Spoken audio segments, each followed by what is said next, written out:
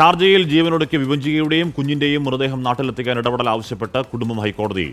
വിദേശകാര്യ മന്ത്രാലയത്തിന് നിർദ്ദേശം നൽകണമെന്നാണ് ആവശ്യം. വിവരങ്ങളുമായി വിഷ്ണു സുരേഷ് ചേരുന്നു. വിഷ്ണു, എന്തുകൊണ്ടാണ് ആ ആവശ്യം ഉന്നയിച്ചുകൊണ്ട് ഹൈക്കോടതിയെ സമീപിക്കാൻ കുടുംബം നിർബന്ധിതമായത്?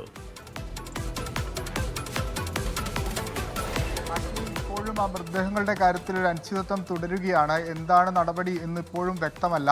പല വാതിലുകൾ അവർ മുട്ടിയെങ്കിലും അവിടെ നിന്നൊരു കാര്യമായ മറുപടികളൊന്നും അവർക്ക് ലഭിച്ചിട്ടില്ല. മൃതദേഹം നാട്ടിലെത്തിക്കാനാകുമോ എന്നുള്ളത് ഇപ്പോഴും അവിടെ ചർച്ചകളൊക്കെ പുരോഗമിക്കുകയാണ്.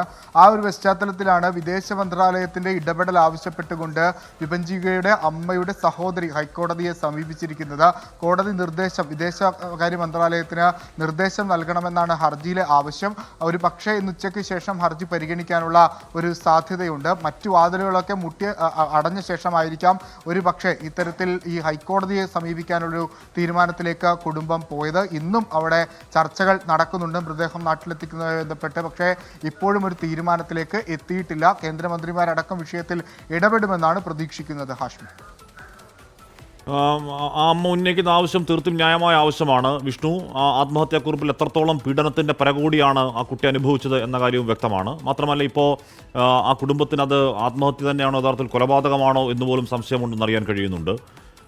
ഇടപെടേണ്ട തീർത്തും എല്ലാവിധ ന്യായവുമുള്ള ഒരു വിഷയമാണ്. എന്നിട്ടും ഇടപെടൽ ആവശ്യപ്പെട്ട് ഹൈക്കോടതിയിലേക്ക് പോകേണ്ടി വരുന്നു എന്നുള്ളത് ഒരർത്ഥത്തിൽ സങ്കടകരമാണ്. വിഷ്ണു, ഹാഷ്മി, വലിയ പ്രതിസന്ധിയിലൂടെയാണ് ആ കുടുംബം കടന്നു പോകുന്നത്. മകളെയും അതോടൊപ്പം ചെറുമകളെയും നഷ്ടപ്പെട്ടതിൻ്റെ വേദന അമ്മ കഴിഞ്ഞ ദിവസം കരഞ്ഞു പറയുന്നത് നമുക്ക് മുൻപിലുണ്ട്. അവരുടെ ഏറ്റവും പ്രധാനപ്പെട്ട അവകാശങ്ങളിലൊന്നാണ് ആ മൃതദേഹം നാട്ടിലെത്തിച്ച് അത് സംസ്കരിക്കുക എന്നുള്ളത്. അതോടൊപ്പം തന്നെ അതിൻ്റെ അന്വേഷണമായി ബാക്കി നടപടികളൊക്കെ മുന്നോട്ട് പോകുക എന്നുള്ളത്. പക്ഷേ നിലവിൽ അതിന് ഒരു പൂർണ്ണ സ്വാതന്ത്ര്യം അവർക്ക് ലഭ്യമാകുന്നില്ല. ഈ ദുബായിൽ അതുമായി ബന്ധപ്പെട്ടുള്ള തർക്കങ്ങൾ നടക്കുന്നു. ചർച്ചകളൊക്കെ പുരോഗമിക്കുന്നുണ്ടെങ്കിലും ഒരു തീരുമാനത്തിലേക്ക് എത്താൻ ഇപ്പോഴും ആയിട്ടില്ല. ആ ഒരു പശ്ചാത്തലത്തിലാണ് ഒരു സർക്കാർ തല ഇടപെടൽ ഈ വിഷയത്തിൽ വേണം എന്ന ഔദ്യോഗികമായി ആവശ്യപ്പെട്ടുകൊണ്ട് ആ കുടുംബം രംഗത്ത് വന്നിരിക്കുന്നത്. വിഭജികയുടെ അമ്മയുടെ സഹോദരിയാണ് ഇത്തരത്തിലൊരു ഹർജി നൽകിയതെന്നാണ് നമ്മൾ മനസ്സിലാക്കുന്നത്. അവർ കോടതിയെ സമീപിച്ചിട്ടുണ്ട്.